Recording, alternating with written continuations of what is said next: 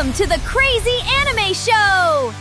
Get ready for awesome stories, magical friends, and tons of fun! Let us start the adventure right now!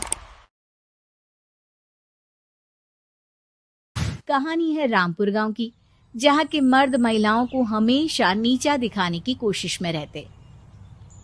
अरे अभी तक खाना नहीं आया, क्या मुझे एक और शादी करने की जरूरत है? नहीं जी नहीं, ऐसा मत करना, वरना मैं कहाँ जाऊंगी। खाना लेकर मैं अभी आई जी। गांव की पंचायत में भी फैसले हमेशा औरतों के खिलाफ ही रहते। मैं जो फैसला सुनाता हूँ वो भगवान की आज्ञा होती है। इस लड़के ने अपने मन से शादी करके अच्छा नहीं किया।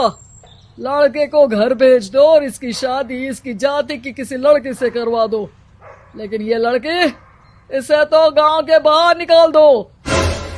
नहीं नहीं जमींदार साहब, ये क्या बोल रहे हैं? ऐसा नहीं हो सकता। मेरी बेटी मासूम है, इसे अच्छे बुरे की समझ नहीं है। अरे कहाँ जाएगी ये बेचारी? कहाँ जाएगी? इतनी चिंता है तो पूरे परिवार का गांव निकाला कर देते हैं। बेचारे पूरे बसे बसाए परिवार को गांव छोड़ना पड़ता है। चाहे जो हो, अगर बेटियों को कंट्रोल नहीं कर सकते तो गांव में रहने का कोई मतलब नहीं है। यहाँ औरतों को दब कर रहना होगा। कोई भी अपने हिसाब से कुछ नहीं कर सकता, सब ईश्वर की मर्जी से ही होगा। तभी गांव का एक आदमी दौड़ा दौड़ा आता है। सरपंच साहब, जमींदार साहब, वो कालिया है ना, उसकी बेटी पढ़ने के लिए शहर जा रही है। अच्छा, ये कब हो गया?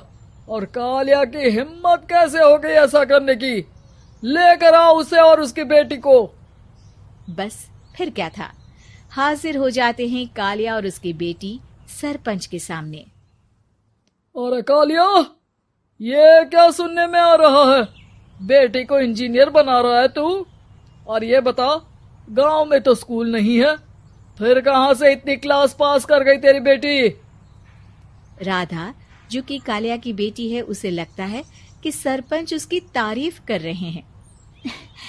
सरपंच जी, मैंने ऑनलाइन पढ़ाई की है, डिस्टेंस लर्निंग से। सभी में मैंने अच्छे नंबर पाए हैं, जिसे देखते हुए शहर की इंजीनियरिंग कॉलेज में मुझे स्कॉलरशिप मिली है। वाह जी वाह, क्या होती है ये? पहले तो ये बताओ, फिर आगे की बात करते हैं। पूरा गांव राधा की बात सुन रहा था और राधा बोलती जा रही थी। तो ऐसे मैं फ्री में एक अच्छी शिक्षा लेकर गांव में जो कुछ परेशानियां हैं, जैसे बिजली, पानी और इंटरनेट जैसी समस्याओं के लिए काम करूंगी। मैं गांव को शहर से जोड़ने के लिए पुल का निर्माण करवाने का प्रस्ताव रखूंगी। मुझे पूरी उम्मीद है कि जल्द ही हमारा गांव भी तरक्की की राह पर चल पड़ेगा। राधा की बात सुनकर सारे गांव वाले ताली बजाने लगते हैं। सरपंच को समझ नहीं आता कि वो क्या करे। चुप रह नादान लड़की, गांव के खिलाफ जाने के लिए तुझे गांव से बेदखल कर दिया जाएगा, वो भी पूरे परिवार के साथ। और हाँ, अगर ठीक से गांव में रहना चाहती है तो ये पढ़ाई लिखाई छोड़ दे। हम तेरे लिए गांव का कोई होनहार लड़का देखेंगे। तभी गांव का एक आदमी बोल पड़ता है। अरे नहीं नहीं सरपंच जी, राधा बिटिया जो बता रही है, अगर वैसा हो जाए तो हम लोगों को पैसा कमाने के लिए बाहर नहीं जाना पड़ेगा। हाँ जी, और ना ही कोसों दूर पानी के लिए भटकना पड़ेगा। हमारे बच्चे भी अच्छी पढ़ाई कर सकेंगे और आगे बढ़ेंगे, ना कि हमारी तरह खेती करते बैठेंगे। क्यों गांव वालों, राधा बिटिया का साथ देना चाहिए ना। सरपंच देखता है कि गांव राधा के साथ है तो वो चुप हो जाता है। वो घर आकर अपने सलाहकार से बात करता है, जो बहुत ही चालाक किस्म का इंसान होता है। अरे सरपंच साहब, आपको बहुत ही होशियारी से काम लेना पड़ेगा। एक बार गांव तरक्की कर गया, यहाँ के बालक पढ़ लिए तो कोई ना पूछेगा आपको। और फिर ये जो बेटा और बेटी है ना आपके, इनको भी आम लोगों की तरह ही जीवन जीना होगा। हाँ, लेकिन करे तो क्या करे? वो ना आप मुझ पर छोड़ दीजिए, बस मैं जैसा बोलूं करते जाइए। अगले रोज सुबह जब गांव वाले सोकर उठते हैं तो राधा के घर के बाहर और साथ ही वो लोग जिन्होंने राधा का सपोर्ट किया था उनके घर के आगे लाल रंग से कल आऊंगी लिखा होता है। कल आऊंगी? यह क्या होता है? अरे यह तो खून से लिखा है, लगता है कोई भूत प्रेत या चुड़ैल का साया है। चलो सरपंच जी के पास चलते हैं। सभी सरपंच के पास जाकर उसे सारी बात बताते हैं। अरे ये तो बड़ी मुश्किल की बात है। चलो मैं एक बाबा को जानता हूँ, उन्हें बुला लेता हूँ। सरपंच बाबा को लेकर गांव के घर के बाहर जाता है। ओहो, तो ये वो चुड़ैल है जो उन लोगों को निशाना बनाते हैं जो गांव को बदलने का सपना देखते हैं। वो गांव को ऐसे ही संपन्न देखना चाहती है, वो नहीं चाहती कि कोई बाहरी यहाँ का कायाकल्प करे।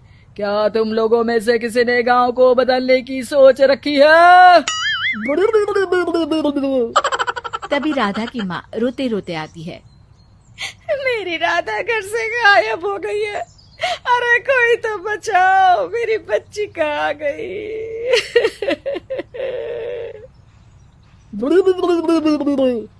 ले गई वो चुड़ैल, तेरी बच्ची को ले गई। अब वो उसे श्रापित करके छोड़ेगी, उस पर चुड़ैल का साया हो जाएगा। तभी बुरी सी हालत में राधा भी वहां आ जाती है। उसके बाल चुड़ैल की तरह फैले होते हैं और कपड़ों में खून लगा होता है। सभी राधा को देखकर डर जाते हैं। माँ, पता नहीं मुझे कौन उठा कर ले गया था। अरे दूर दूर हो जा चुड़ैल, अब हम लोग इस गांव में नहीं रुकेंगे। अरे कैसे बातें कर रहे हैं आप? कल तो आप मेरे भरोसे गांव का हुलिया बदलने, अपने बच्चों को पढ़ाने और तरक्की उन्नति की बात कर रहे थे, तो आज क्या हो गया आपको? ये फिर तुम लोगों को बहकाएगी। ये चुड़ैल गांव में आ चुकी है, ऐसे ही ये तुम्हारे घर के बच्चों को भी ले जाएगी। गांव वाले राधा को गांव से बाहर निकाल देते हैं। उसके माँ बाप रोते रहते हैं लेकिन गांव वाले नहीं मानते। मैं भी अपनी बहन के साथ गांव के बाहर रहूंगा, लेकिन वो पढ़ाई नहीं छोड़ेगी। वहीं सरपंच के घर पर सलाहकार कहता है।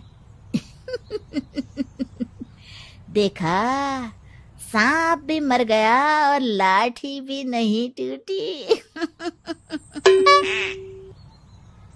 लेकिन अगले ही दिन सरपंच के घर के बाहर भी वही शब्द लिखे होते हैं और फिर सरपंच की बीवी कहती है, हमारी बेटी को किसी ने अगवा कर लिया है। तभी राधा का भाई वहां आ जाता है। अरे गांव वालों, मैंने सरपंच जी की बेटी को देखा था, वो चुड़ैल उसे उठाकर ले जा रही थी।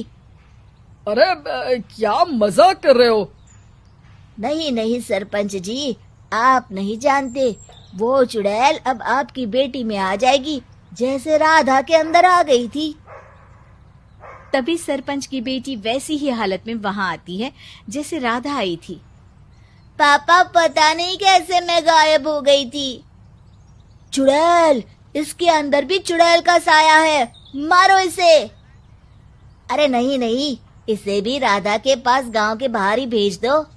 अरे चुप रहो, मेरी बेटी कहीं नहीं जाएगी और चुड़ैल बुड़ैल कुछ नहीं होता है।